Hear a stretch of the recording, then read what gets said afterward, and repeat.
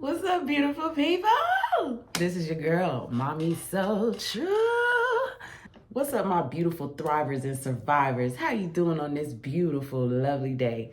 I am doing great, you guys. I just wanted to stop in and show some love to my beautiful people. If you're new to my channel, you guys, I am Mommy So True, a survivor of narcissistic abuse. I am an educator, a thriver, and I am a living witness and a living testimony of what's happening in your life. I have dealt with this on every level, from spouse to family, to friends, to siblings, to coworkers, to bosses. It's just our world, okay? So here I am, Mommy So True, coming to you today with a powerful video about the power of no contact. The power of no contact. You guys, I'm gonna dive right on in, but before I get started, if you don't know already, I am a life coach, you guys. My specialty is emotional abuse, narcissistic abuse, and I am here to help you heal and to help you thrive and to listen to you vent because you need support going through this. The reason why I'm saying the power of no contact is because I believe that there's levels to no contact depending on your situation. You guys, yes, many of these narcissists exhibit the same behaviors. Many of them are showing us that, yes, they all do the same things, but we all know our situation. We all know the extent of what we are dealing with. Some of you are living with narcissists. Some of you are raising children with narcissists. Some of you are living with your parents who are narcissists. So it's not so simple to just be like, go no contact. Just fall off the face of the earth when you have kids sitting there looking at you. So that's why I say there are levels to no contact. So today we're going to talk about no contact in a little bit more detail because I need people to understand that when I say stop being silent with the narcissist, I am saying stop allowing the devil to go scot-free, whether you're living with them or not. When you start to notice that their mask is slipping and you know damn well, empath, because you guys are super intuitive, you know damn well you dealing with this narc. You know damn well that person you laying up with is a full-blown narcissist. You don't need no clinic to tell you. You know that everything you're hearing online, this person checks off with at least 6 of these characteristics. This person checks off with at least 10 of them. Y'all know what y'all are dealing with. Going no contact means being smart. It means having a smart plan. It means knowing what you're doing so it does not backfire. No contact does not work for everybody. Some of us dealt with crazy, malignant narcissists who no contact does not work if you don't have a safe plan. So why do a narcissist hate when you cut them off? Why do a narcissist hate no contact? I answered it. It's because you cut them off. It's because you're no longer interested. You're no longer submissive to the abuse. These people thrive off of control. So if you are cutting them off and going no contact, how can they control you? That is a problem for them. This is when they show that they are mental. When you show that you are no longer to be fucked with, and you've cut them off. They're going crazy mentally. In their mind, they've lost control over someone that they've been in control of for a long time. They did all this work, love bombed you, got to know you, got to know your weaknesses, put you in a weak state of mind, put you in a very messed up place of vulnerability, which took a lot of work. Because you're really not that easily breakable. Many empaths who end up with narcissists are not that easily breakable. But these people are determined to figure you out, stick around and be a friend for 5 years if they have to, before they see you let your guard down. They're willing to stay patient and they're willing to perfect breaking you down. So when you finally get the strength to say, I'm going no contact, you can't call me. You can't text me. If you do, you're not getting a response. I'm not interested in looking for you on social media.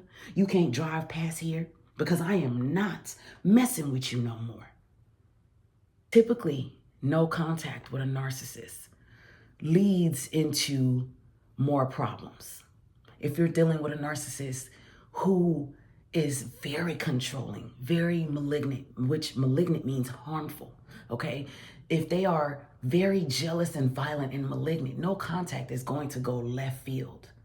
If you're able to even make it to the no contact phase with this person, they're going to do everything they can to try and get to you. They're going to talk through your best friends, your co-workers, your neighbors, anybody who they know. They can try to connect to you through. They're going to try it. They're going to exhaust themselves and do whatever it is they can to make sure that you know that they are pissed off that you're ignoring them.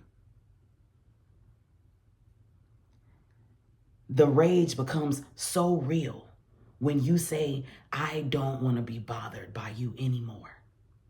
And this is when no contact can get ugly. And now you got to get legal advice. You got to get attorneys. You got to go to the courthouse of your county and get a restraining order. You have to see if the law is going to help you out.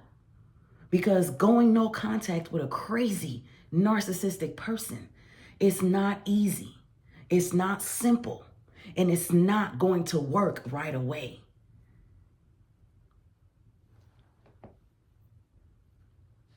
Especially if the person has control over how you're living. A lot of people are living with narcissists. They don't have money of their own. They don't have no job. They don't have their own car or home. And now if they put this person out, 9 times out of 10, it's going to get ugly.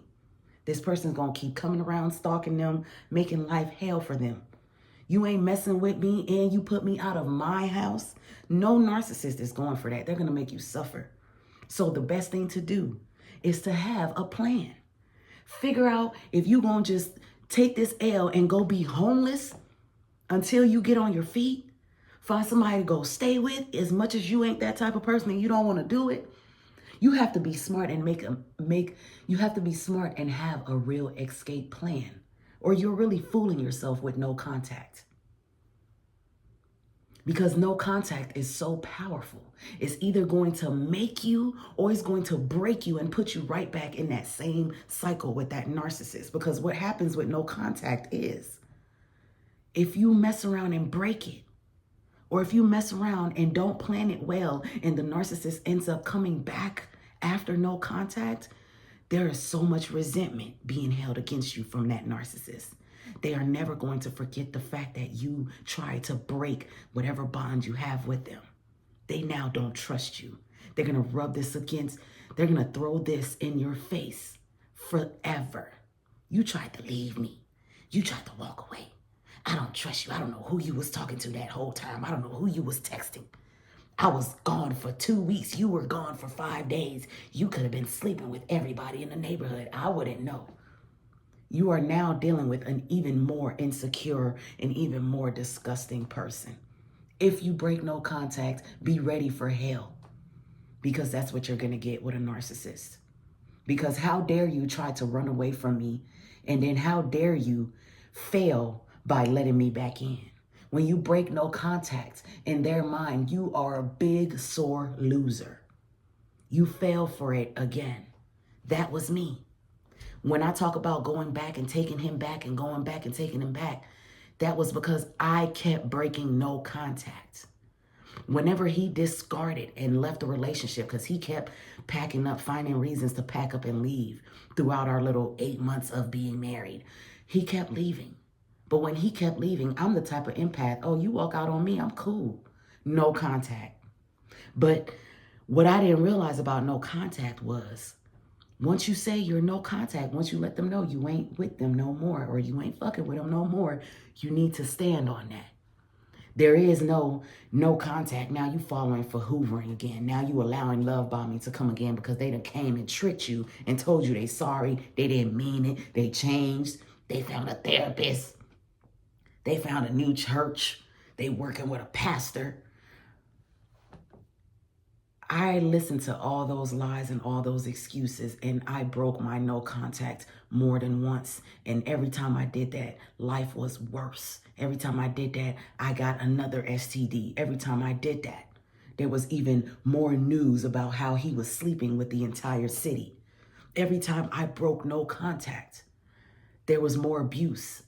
He would come home, pretend to be a good man for maybe 48 hours, maybe a week. And I would be like hopeful. I would think, okay, we're going to be fine. We're going to do good. My prayers are working. God is changing him. God is working on him. I see the difference. Don't you know that a narcissist will switch up on you? They will put an act on and act like they are everything you want them to be when they realize that you want to be let go of. When they realize you are no longer interested in being controlled, they know how to put on an act. And if you fall for it, you will mess around and break no contact. And now you just broke your neck. You just broke your neck. You went no contact. You took them back. You broke your neck. And guess what life is like with a broken neck? It's hell. You can't move. You can't do what you want. You're very restricted. You have to need the narcissist if your neck is broken. You have to need them. You have to need their help. That's what they want. And when you go no contact and don't fall through with it, and you let